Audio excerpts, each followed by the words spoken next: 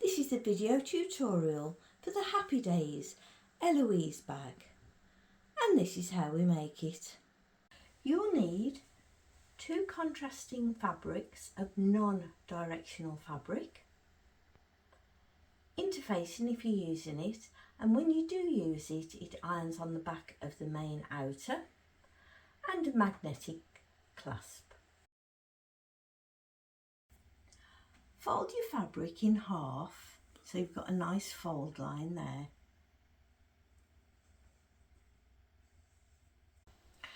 Place your template so the top lies on the fold. Ours says cut on fold. Some patterns might say place on fold. It means the same thing. And draw all the way around. Next, cut all the way around, making sure you cut around the box corner. Then open up your fabric and repeat the whole process for the lining fabric. Such a big piece of fabric, it's difficult to show it all, but that's what you should be getting. That's our lining all stretched out so you can see it. Now place the lining that you cut out earlier on top, right sides together, so pretty side to pretty side. Line up all the sides and edges.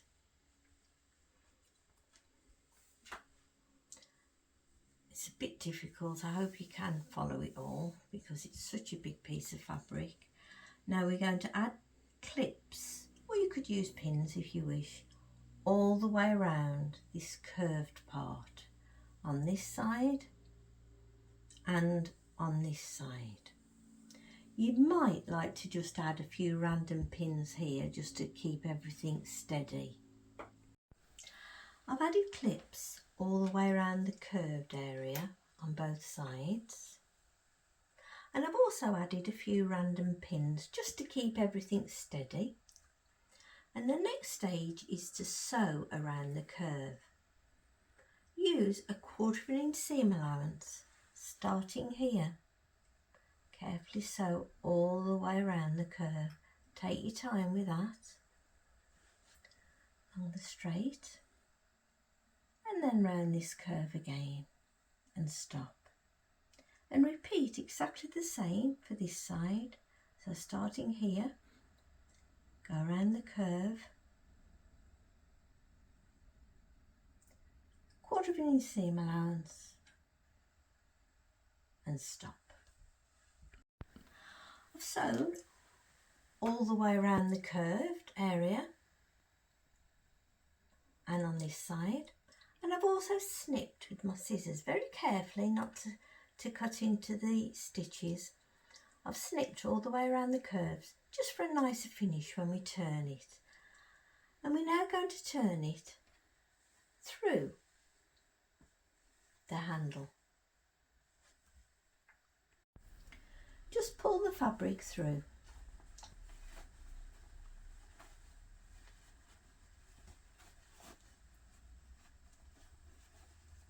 It will all come.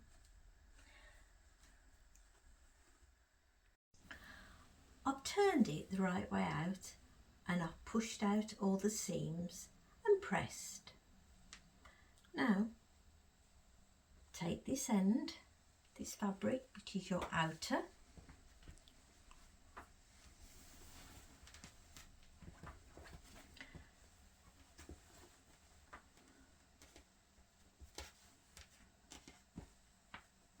match up all the sides and edges. Pay attention to this seam here. I'd put a clip in that first.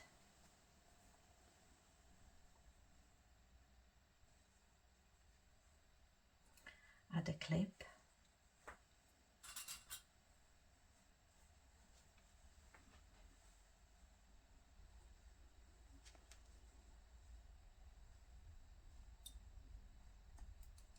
And do the same for this side. I've continued adding clips all the way down, ensuring that all the sides line up, and I've done the same, exactly the same along this side.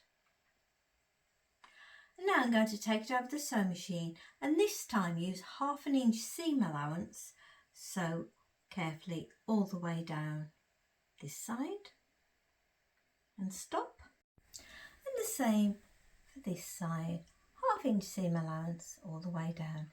If you're unsure of your seam allowances, just draw a line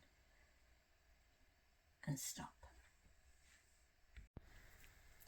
I've sewn along this side, 1/2 inch seam allowance, and I've sewn all the way along this side, 1/2 inch seam allowance. Now I'm going to take it over to the ironing board and press open the seam on this side and this side. I've pressed open my seams on this side and along this side. The next stage is to pull the lining over the main fabric.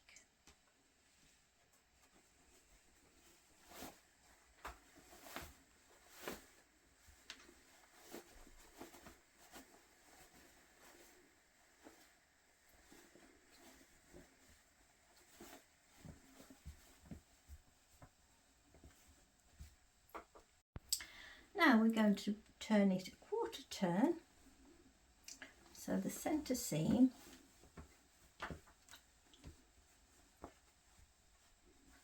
runs down the middle.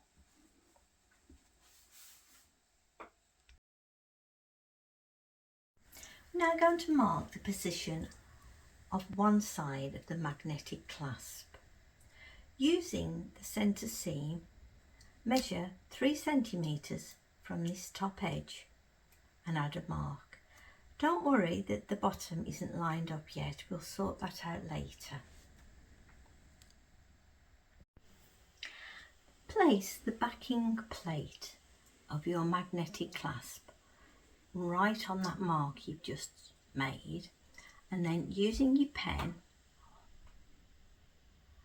draw a line through each of the slots. If you've not done this before, I suggest that you practice first.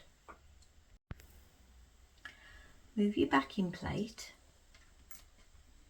and then pop your hands inside and fold. This is how I do it.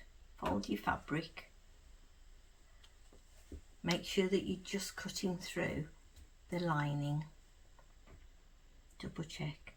And then take your scissors and snip along that line and that line. Now I'm going to take one part of my magnetic clasp and push the little legs through those slots I've made. I've pushed the legs through, added my backing plate and then pushed the legs flat. That's my one side of my magnetic clasp done, and now we're going to put the other side on. Now, next stage, turn over and as we did before, along the centre, measure 3 centimetres and put a mark. I've measured my 3 centimetres, made a mark, and I've placed my backing plate on that mark, and now I'm going to, as I did before, mark through each of the slots. And as I did before, I'm going to carefully snip through these marks, making sure that we're only cutting through the lining. I put my back plate on and fixed it into position, and that's our magnetic clasps all fitted. Now we've got to turn it the wrong way out again. I've turned it the wrong way out again, so we're looking at the back of your fabric. Line up this centre seam and this seam and add a clip. Line up this edge and add clips all the way along. I've added my clips, ensuring that the centre seams line up. Now I'm going to take it over the sewing machine and use a 1/2 inch seam allowance, sew all the way along. Again, if you're unsure of 1/2 inch, just measure it and draw a line. I've sewn all the way across, and now we've got to do the same for this side. So line everything up, ensure that your centre seams line up.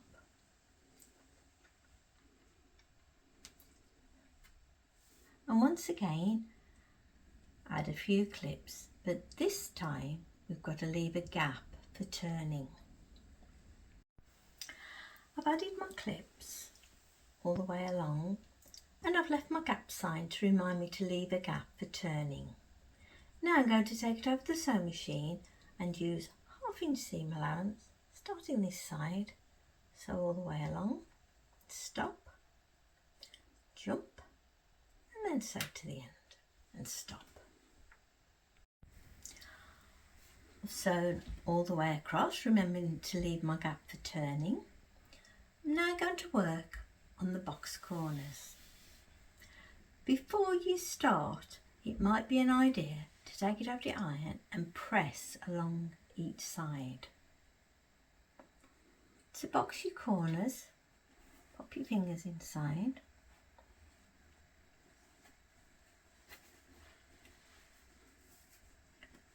Open out and ensure that this seam, just open it a little bit, this seam lines up with that crease that we've just made in the centre.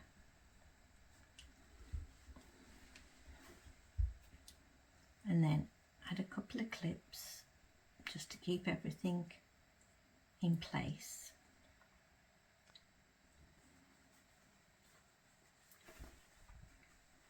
Make sure they're all lined up, and when you're happy that they're all lined up, take it over your sewing machine and 1/2 inch seam allowance, sew carefully all the way across. That's my first box corner finished, and I'm going to repeat the whole process for the other 3. That's my 4 box corners all done. Now I'm going to turn everything the right way out through the gap we left at the bottom. I've pushed the lining inside and I've sewn up the gap, and I've carefully pressed it, and now I'm going to take it over to the sewing machine and use a 1/4 inch seam allowance, carefully top stitch all the way around. I generally increase my stitch length to a 4 now, or you could use a fancy stitch if you wish. You do this on both sides. And that's your Happy Days Eloise all finished.